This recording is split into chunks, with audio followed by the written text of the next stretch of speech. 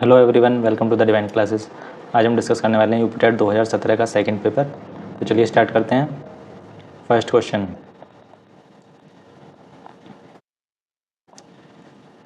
निम्नलिखित में से किसमें परमाणुओं की संख्या अधिकतम होगी? मतलब दिए हैं N2 के 16 ग्राम, CO2 के 16 ग्राम, CH4 के 16 ग्राम या O2 के 16 ग्राम। तो इसमें हमें बताना है कि किसमें परमाणुओं की संख्या सबसे ज़्यादा होगी। ठीक है, तो परमाणुओं की संख्या कैसे निकालते हैं? परमाणुओं की संख्या के लिए फॉर्मूला होता है द्रव्यमान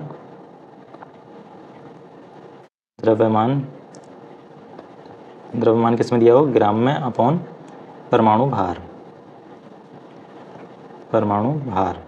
ठीक है, तो ये करके चेक करते हैं सभी का। ऑप्शन ए, N2 के 16 ग्राम। तो द्रव्यमान तो दिया है 16 ग्राम। परमाणु भार कैसे निकालते हैं? परमाणु भार नाइट्रोजन का होता है 14 और 2 नाइट्रोजन है, N2 है तो 2 की मल्टीप्लाई कर देंगे तो कितना हो जाएगा 28। तो 16/28, 4 से कैंसिल कर लेंगे, 4 7 जा सॉरी 4 4 जा 16 और 4 7 जा 28। तो 4/7, 4 से 7 को डिवाइड करेंगे तो 0 हो जाएगा 40। तो 7 5 जा 35, तो इस 0.5 समथिंग आएगा। ठीक है, नेक्स्ट बी, CO2 के 16 ग्राम। तो वेट तो सभी का इक्वल है 16 ग्राम। और CO2, तो CO2 में कार्बन का होता है 12 और ऑक्सीजन का होता है 16। दो ऑक्सीजन है तो 2 की मल्टीप्लाई, इनको प्लस कर देंगे तो 12 प्लस 60 32 हो जाएगा, ये हो जाएगा 44। इनको प्लस करेंगे तो 16/44, 4 4 जा और 4 से 11 जा, तो 4/11, 11 से 4 को डिवाइड करेंगे तो 0.3 समथिंग आएगा। ठीक है, नेक्स्ट सी ऑप्शन, CH4 के 16 ग्राम। तो 16 ग्राम तो ठीक है, और CH4 तो कार्बन का 12 और हाइड्रोजन का होता है 1 और 4 हाइड्रोजन तो 4 की मल्टीप्लाई, तो कितना हो जाएगा 12 और 4 16। तो 16/16, तो 16 से 16 कैंसिल तो आ जाएगा 1। और लास्ट ऑप्शन डी, O2 के 16 ग्राम। तो 16 और ऑक्सीजन का होता है 16 और 2 ऑक्सीजन है तो 2 की मल्टीप्लाई, तो कितना हो जाएगा 32। तो 16/32 इज इक्वल टू 1/2। 16 1 जा 16, 16 2 जा और 2 से 1 को डिवाइड करेंगे तो 0.5। ठीक है, इन सब में सबसे ज़्यादा क्या आंसर नंबर है 1, और 1 किसका है? ऑप्शन सी का, CH4 के 16 ग्राम। तो CH4 के 16 ग्राम में परमाणुओं की संख्या सबसे ज़्यादा होगी इन चारों में, तो इसका ऑप्शन सी सही हो जाएगा। नेक्स्ट, प्रयोगशाला में एथिलीन और एसिटिलीन को निम्न में से किसके द्वारा विभेदित किया जाता है? विभेदित मतलब अलग किया जाता है। Br2 और H2O, ब्रोमीन और H2O, KMnO4 और H2O, टॉलेंस अभिकर्मक और फेहलिंग विलियन। तो किसके द्वारा विभेदित किया जाता है? किया जाता है टॉलेंस अभिकर्मक के द्वारा, और टॉलेंस अभिकर्मक का रासायनिक नाम होता है ammonium silver nitrate. Ammonium silver nitrate, तो आपको ये भी ध्यान रखना है, टॉलेंस अभिकर्मक की जगह ये भी आ सकता है ऑप्शन में, तो इसका ऑप्शन सी सही हो जाएगा। नेक्स्ट, निम्न यौगिक में से किसमें ऑक्सीजन की ऑक्सीकरण संख्या +2 है? तो ऑक्सीकरण संख्या कैसे निकालते हैं? जैसे OF2 है, ठीक है, तो इस पर नेट चार्ज कितना है 0, तो इक्वल टू 0। और ऑक्सीजन का निकालना है तो ऑक्सीजन का मान लेते हैं x, और फ्लोरीन F का होता है -1, और इसमें 2 फ्लोरीन है तो multiply by 2 is equal to 0। तो x - 2 इज इक्वल टू 0, तो x की वैल्यू कितनी आ जाएगी 2। ठीक है, तो हमसे यही तो पूछा किसमें ऑक्सीजन की ऑक्सीकरण संख्या +2 है, तो +2 पहले ही ऑप्शन में आ गई, तो ऑप्शन ए सही हो जाएगा। ठीक है, लेकिन बाकी का भी निकाल के देख लेते हैं। Na2O, Na की होती है +1 और 2 है तो 2 की मल्टीप्लाई, ऑक्सीजन की x मान लेते हैं और टोटल चार्ज कितना है इस पर 0, तो 2 + x इज इक्वल टू 0। तो x की वैल्यू यहाँ से कितनी आएगी -2। ठीक है, तो ये भी नहीं होगा। ऑप्शन तो आंसर तो आ चुका है, लेकिन बस हम एक बार इसको सभी ऑप्शन को चेक करेंगे ऑक्सीकरण संख्या निकालते कैसे हैं। NaO2 नेट चार्ज कितना है 0, तो Na की +1 होती है और O की x मान लेते हैं, और 2O2 है तो 2 की मल्टीप्लाई इज इक्वल टू 0, तो 1 + 2x is equal to 0, 2x is equal to -1, तो x की वैल्यू कितनी आ जाएगी -1/2। ठीक है, और लास्ट वाले से डी ऑप्शन से कितनी आएगी NaO3। तो Na पर +1 और 3O है तो इसकी x मान लेते हैं, टोटल चार्ज 0, तो 3x इज इक्वल टू -1, तो x की वैल्यू कितनी आ जाएगी -1/3। ठीक है, तो इसका सही ऑप्शन क्या हो जाएगा? Option A, OF2। नेक्स्ट, प्राकृतिक रबर का एकलक होता है नियोप्रीन, आइसोप्रीन, टेरिलीन या ऑर्लोन। तो प्राकृतिक रबर का एकलक क्या होता है? आइसोप्रीन, तो ऑप्शन बी सही हो जाएगा। नेक्स्ट, सर्वाधिक क्वथनांक वाला यौगिक, क्वथनांक मतलब बॉइलिंग पॉइंट, ठीक है, सबसे ज़्यादा किसका बॉइलिंग पॉइंट है वो बताना है। तो एन पेंटेन का अप्रॉक्स होता है 36 डिग्री सेंटीग्रेड। आइसोपेंटेन का होता है 28 डिग्री सेंटीग्रेड। और नियोपेंटेन का 9.5 डिग्री और आइसोब्यूटेन का होता है -12 डिग्री सेंटीग्रेड। ठीक है, अप्रोक्सीमेट है ये, एग्जैक्टली नहीं है। तो इसका सबसे ज़्यादा पूछा था, सबसे ज़्यादा कितना 36, और वो किसका एन पेंटेन का, तो ऑप्शन ए सही हो जाएगा। नेक्स्ट, एरोमेटिक यौगिकों के अणु में पाई इलेक्ट्रॉनों की संख्या होती है 4n, 4n+1, 4n+2 या 2n+4। तो पाई इलेक्ट्रॉनों की संख्या होती है एरोमेटिक में 4n+2, तो ऑप्शन सी सही हो जाएगा। नेक्स्ट, रदरफोर्ड के अल्फा कण प्रकीर्णन प्रयोग के परिणाम स्वरूप खोज किया गया था प्रोटॉन का, परमाणु में नाभिक का, इलेक्ट्रॉन का या परमाणुीय द्रव्यमान का। तो जब अल्फा पार्टिकल का प्रकीर्णन किया गया था उसमें पता चला था कि परमाणु में नाभिक भी होता है, तो ऑप्शन बी सही हो जाएगा। नेक्स्ट, निम्नलिखित में से कौन सा एक विषमांगी मिश्रण होता है? ठीक है, तो विषमांगी मिश्रण दो तरीके होते हैं, विषमांगी और दूसरा होता है समांगी मिश्रण। तो समांगी मिश्रण और विषमांगी मिश्रण क्या होते हैं? समांगी मिश्रण जो होता है उसमें हम जो भी पार्टिकल मिला रहे हैं या जो भी एलिमेंट मिला रहे हैं वो किसी फिक्स्ड रेशो में मिलाएंगे। ठीक है, उनका मतलब फिक्स होता है कि इतने में ही मिलाना है, या इसे हम बोलते हैं यूनिफॉर्म कंपोजिशन। तो यूनिफॉर्म मतलब कि वो पूरा का ही मिक्सचर एक जैसा होगा। एक जैसा मतलब कि उसमें अगर हम कहीं से भी कोई सा भी पार्ट उठाएं तो उनमें जो उनके एलिमेंट का या पार्टिकल का रेशो है वो फिक्स रहेगा, जो पूरे में है वही आधे पार्ट में रहेगा, मतलब जितना हम ले रहे हैं, यूनिफॉर्म कंपोजिशन। और विषमांगी मिश्रण में कोई फिक्स्ड रेशो नहीं होता है। ठीक है, तो इसको हम नॉन यूनिफॉर्म कंपोजिशन भी बोलते हैं, नॉन यूनिफॉर्म कंपोजिशन। ठीक है, तो जो हवा होती है, हवा में बहुत सारी गैसेस होती हैं, गैसेस का मिश्रण होता है, लेकिन जो वो होती हैं उनका परसेंटेज या रेशो कहीं वो फिक्स होता है। ठीक है, कि ऑक्सीजन इतनी है या नाइट्रोजन इतना है, कार्बन डाइऑक्साइड इतना है, या अन्य कितने अलग जो गैसें होती हैं उनका जो रेशो होता है फिक्स होता है। तो ये कैसा है? समांगी मिश्रण। और दूध, धुआं और जेली, ठीक है, इनमें जो पार्टिकल्स होते हैं इनमें कम का रेशो हम कम ज़्यादा कर सकते हैं, तो इसलिए ये सब क्या है? ये हैं विषमांगी मिश्रण। तो हमसे पूछा है कि विषमांगी मिश्रण नहीं है, तो नहीं है कौन सा? फिर हवा नहीं है, तो इसका ऑप्शन ये सही हो जाएगा। नेक्स्ट, रेशम पालन क्या कहलाता है? एपीकल्चर, पिसीकल्चर, सेरीकल्चर या एग्रीकल्चर? तो एपीकल्चर किसे कहते हैं? मधुमक्खी पालन को कहते हैं, मधुमक्खी पालन। और पिसीकल्चर, पिसीकल्चर कहते हैं मछली या मत्स्य पालन को, मत्स्य पालन। सेरीकल्चर, सेरीकल्चर कहते हैं हम रेशम पालन को, और एग्रीकल्चर कहते हैं हम कृषि पालन को। ठीक है, तो हमसे पूछा रेशम पालन, रेशम पालन को क्या कहते हैं? सेरीकल्चर, तो ऑप्शन सी सही हो जाएगा। नेक्स्ट, प्रोटिस्टा जगत से संबंध रखने वाले समस्त जीवधारी होते हैं। ठीक है, तो समस्त जीवों को कितने पार्ट में डिवाइड किया गया है? 5 पार्ट में डिवाइड किया गया है। फर्स्ट पार्ट होता है मोनेरा। ठीक है, हम पांचों को देख लेते हैं क्योंकि किसी का भी पूछ सकता है। दूसरा होता है प्रोटिस्टा, प्रोटिस्टम। तीसरा होता है फंजाई, या जिसे फंगी भी बोलते हैं। फोर्थ होता है पादप, और लास्ट होता है जंतु। ठीक है, सभी जीवों को 5 पार्ट में। तो मोनेरा कैसे होते हैं? मोनेरा होते हैं प्रोकैरियोटिक। ठीक है, जितने भी प्रोकैरियोटिक हैं उनको किस में रखा गया है? उनको मोनेरा कैटेगरी में रखा है। प्रोटिस्टा, प्रोटिस्टा होते हैं हमारे एक कोशिकीय, एक कोशिकीय और यूकैरियोटिक, यूकैरियोटिक, यूकैरियोटिक। और फंजाई होते हैं हमारे एक बहुकोशिकीय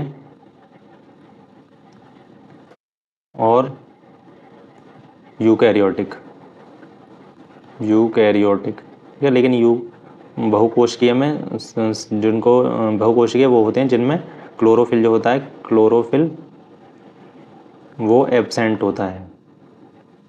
ठीक है, और पादप, पादप भी बहुकोशिकीय, और बहुकोशिकीय में कौन से? हरित लवक वाले, हरित लवक, जिनमें हरित लवक होता है वो, और यूकैरियोटिक, यूकैरियोटिक,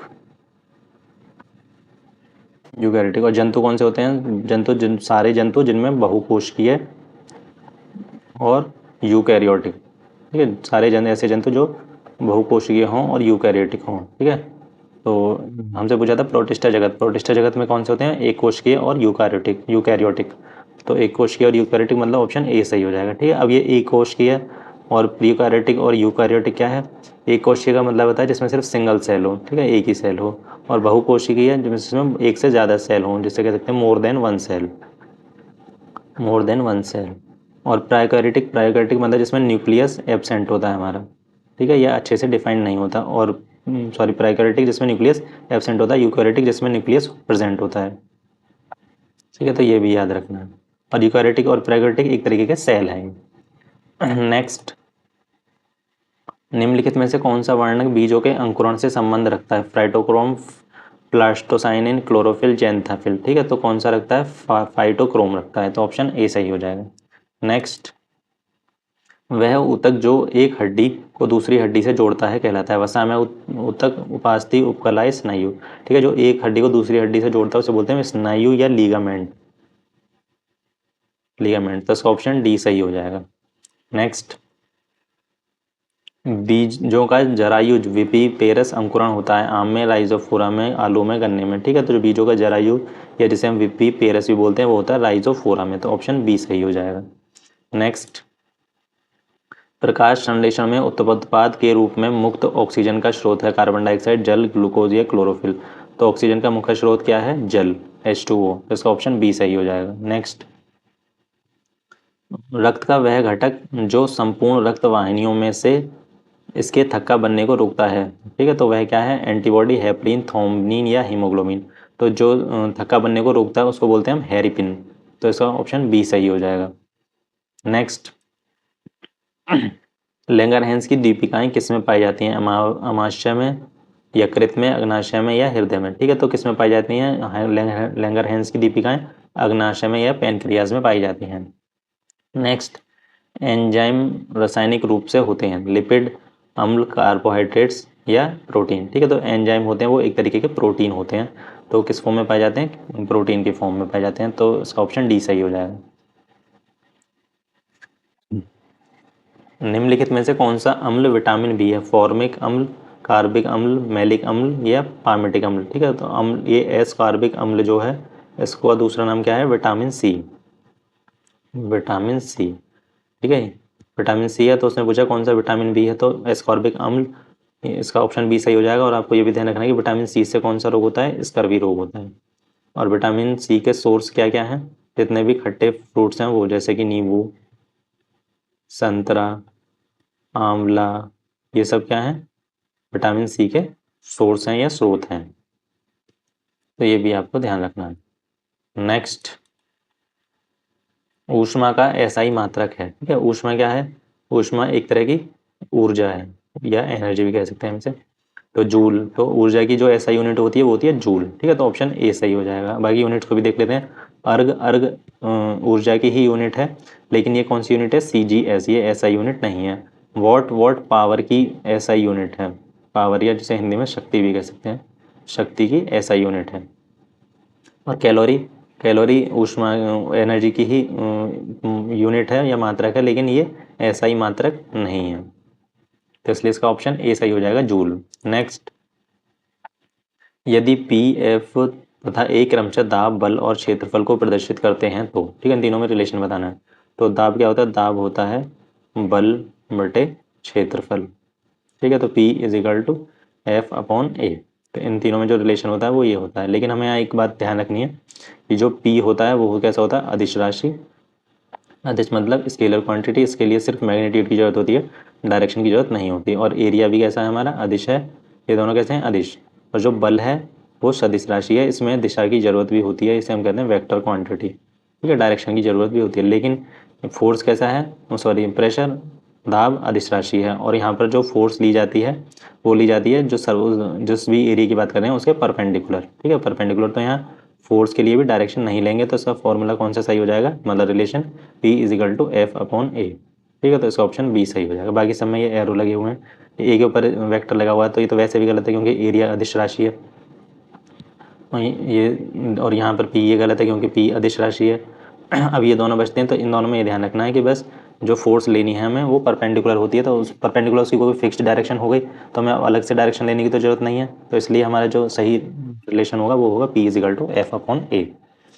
नेक्स्ट, यदि 5 सेकंड में एक वस्तु का संवेग 10 मात्रक से बढ़कर 25 मात्रक हो जाए तो इस पर कार्यरत बल क्या होता है? ठीक है, यहाँ पर टाइम दिया कितना हुआ? 5 सेकंड, और संवेग 10 से बढ़कर 25 हो रहा है, तो पहले कितना था? P1 मान लेते हैं 10 यूनिट, और बाद में कितना हो गया? 25 यूनिट। ठीक है, तो हम बल बताना है, कार्यरत बल, तो बल का जो रिलेशन होता है पी और टी के साथ होता है delta P upon delta T, ठीक है, change in momentum upon change in time.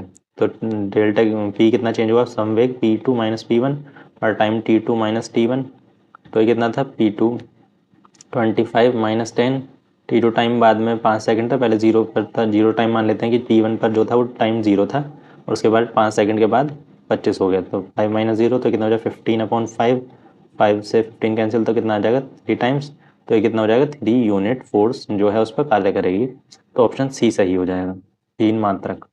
Next, खाना बनाने के बर्तन में अभ्रक, अभ्रक मतलब माइका का उपयोग होता है क्योंकि यह ऊष्मा का सुचालक होता है किंतु विद्युत का कुचालक, ऊष्मा का कुचालक किंतु विद्युत का सुचालक, ऊष्मा और विद्युत दोनों का कुचालक, या ऊष्मा और विद्युत दोनों का सुचालक।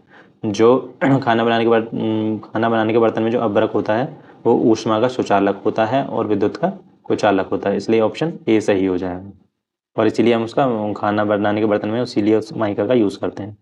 नेक्स्ट, पृथ्वी के चुंबकीय ध्रुव पर नमन कोण होता है, पृथ्वी के जो पोल हैं ध्रुव उन पर जो कोण होता है वो कितना होता है 90 डिग्री, ठीक है, तो ऑप्शन सी सही हो जाएगा। लेकिन अगर पूछे कि भूमध्य रेखा पर कितना होता है नमन कोण, भूमध्य रेखा पर कितना होता है कोण, वो होता है 0 डिग्री, ठीक है, ये भी आपको याद रखना है। नेक्स्ट,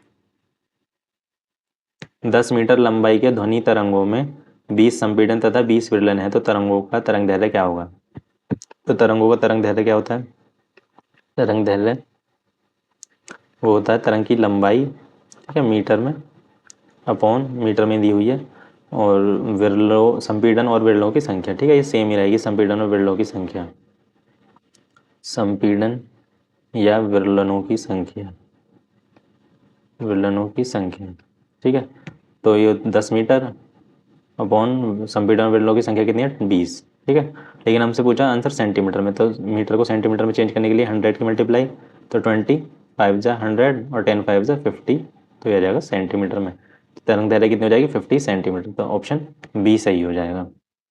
नेक्स्ट, यदि पानी का कांच के परम अपवर्तनांक पानी तथा कांच के परम अपवर्तनांक क्रमशः 4/3 तथा 3/2 हो तो पानी के सापेक्ष कांच का अपवर्तनांक होता है, ठीक है, किसका बताना है, कांच का बताना है, तो कांच का कितना है, कांच का है 3/2, किसके सापेक्ष बताना है, पानी के, तो पानी का कितना है 4/3, सापेक्ष मतलब पानी के रेस्पेक्ट में बताना है, तो पानी का नीचे लिखेंगे, ये 3 जाएगा सबसे ऊपर और 4 जाएगा 2 के साथ, तो हो जाएगा 3 × 3/4 × 2, तो ये कितना हो जाएगा 9/8, तो इसका ऑप्शन बी सही हो जाएगा।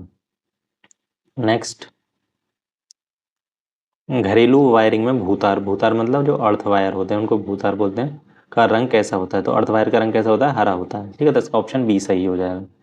नेक्स्ट, किरचॉफ का धारा संबंधी नियम किसके संरक्षण पर आधारित है, ठीक है, किरचॉफ के 2 नियम होते हैं, एक होता है धारा संबंधी और इसे बोलते हैं संधि नियम, ठीक है, संधि नियम, और ये किसके संरक्षण पर आधारित होता है, आवेश के, और इसको सिंबल में लिखा जाए तो ये होता है net current is equal to 0, ठीक है, टोटल आई जो होगी 0, उसका क्या मतलब है कि किसी भी पॉइंट पर जो करंट होगी, ठीक है, वायर है अलग अलग, इसको मान लीजिए I1 करंट जा रही है, I2 करंट जा रही है, और यहाँ से I3 बाहर जा रही है, और यहाँ से I4 बाहर जा रही है, ठीक है, तो इसका कहने का मतलब कि इस पॉइंट पर, इस जंक्शन पर नेट करंट 0 होगा, इसका क्या मतलब है कि जितना करंट आ रहा है उतना ही जा रहा है, तो I1 और I2 इस पॉइंट पर जा रहे हैं, और I3 I4 इस पॉइंट से बाहर जा रहे हैं, तो I1 प्लस I2 किसके बराबर होगा, I3 प्लस I4 के, ठीक है, इसका कहने का मतलब है कि किसी भी पॉइंट पर, किसी भी जंक्शन पर जितना करंट आता है उतना ही चला जाता है, आने वाला करंट इक्वल टू जाने वाला करंट, तो टोटल करंट कितना हो जाएगा इसमें 0, क्योंकि जितना आया उतना ही चला गया, ठीक है। और किरचॉफ का दूसरा नियम क्या होता है, उसे बोलते हैं वोल्टता का नियम, वोल्टता का नियम, ठीक है, वो क्या वो होता है क्लोज्ड सर्किट में जितना भी वी होता है वोल्ट, वो किसके बराबर होगा, टोटल ईएमएफ के बराबर होता है, ठीक है, ईएमएफ मतलब इलेक्ट्रोमोटिव फोर्स के बराबर, और वी को लिख सकते हैं हम आई आर, तो सिग्मा आई आर किसके बराबर होगा, सिग्मा ई के बराबर, ठीक है, और ये किसके संरक्षण पर आधारित है, ये है ऊर्जा के, क्योंकि यहाँ ईएमएफ इलेक्ट्रोमोटिव फोर्स है, ठीक है, तो इसलिए ऊर्जा पर आधारित है। तो हमसे पूछा था धारा संबंधी, तो धारा संबंधी किस पे था, आवेश पर, तो आवेश मतलब ऑप्शन सी सही हो जाएगा। नेक्स्ट, द्विआधारी संख्या 1101 के तुल्य दशमलव संख्या होती है। ठीक है, ये द्विधारी मतलब बाइनरी नंबर है, इसको दशमलव मतलब डेसिमल में कन्वर्ट करना है हमें। तो 1102 द्विधारी में है ये, मतलब बेस 2 है इसका, तो बेस 2 है तो हमसे 2 2 2 2। ठीक है, 0 से 0 पावर में 0 1 2 3, और आगे नंबर होते तो 2 की पावर 4 2 की पावर 5 इस तरीके से लिखते हैं। तो इसकी वैल्यू कितनी होगी, 2 की पावर 0 की 1, किसी की पावर 0 वैल्यू 1, 2 की पावर 1 2, 2 की पावर 2 4, 2 की पावर 3 8। हमें क्या करना है, बस इनकी मल्टीप्लाई कर देनी है। 1 की 1 में करेंगे तो 1, प्लस 0 की 2 में करेंगे तो 0, प्लस 1 की 4 में करेंगे तो 4, और प्लस 1 की 8 में करेंगे तो 8। तो कितना आ जाएगा, 8 और 4 12, और प्लस 1 13। ठीक है, तो इसका आंसर क्या हो जाएगा, 13। तो ऑप्शन सी सही हो जाएगा। नेक्स्ट, निम्नलिखित में से कौन सा पेट्रोलियम का अवयव नहीं है। ठीक है, पेट्रोलियम का एलिमेंट नहीं है। पेट्रोल, पैराफिन, मोम, कोक या स्नेहक। पेट्रोल और पैराफिन, मोम और स्नेहक तेल ये क्या है, पेट्रोल के अवयव हैं। तो एक ही ऑप्शन बचा कोक। ठीक है, तो ऑप्शन बी से यही सही हो जाएगा। नेक्स्ट, एक धातु एम अम्लों से क्रिया कर हाइड्रोजन मुक्त नहीं करता है, परंतु ऑक्सीजन के साथ क्रिया करने पर एक काले रंग का यौगिक देता है, तो M2 M को पहचानिए। ठीक है, तो क्या होगा, MnACU Mg या कैल्शियम Ca। तो इनकी सबकी अम्लों से रिएक्शन करा के देखते हैं क्या मिलेगा। जैसे Na सोडियम की कराते हैं HCl से, तो हमें क्या मिलेगा, NaCl NaCl, और इसको बैलेंस करने के लिए 2 की मल्टीप्लाई कर देंगे तो हाइड्रोजन मुक्त हो जाएगी। ठीक है, तो ये तो नहीं हो सकता क्योंकि इसने बोला कि हाइड्रोजन मुक्त नहीं करता है, लेकिन यहाँ पर तो हाइड्रोजन मुक्त हो गई।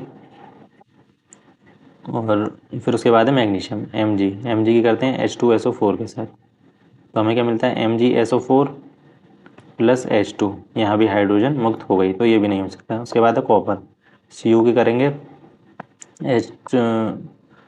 H2SO4 के साथ, तो हो जाएगा CuSO4 प्लस H2O।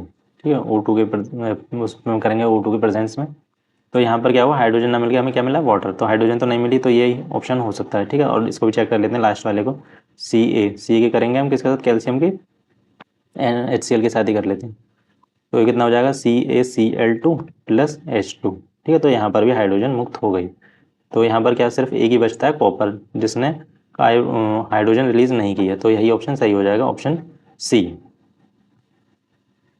ये सेट यहीं कंप्लीट होता है, और ये था हमारा यूपीटेट 2017 का पेपर, और नेक्स्ट वीडियो हम सॉल्व करेंगे यूपीटेट दिसंबर 2016 का पेपर। And thank you.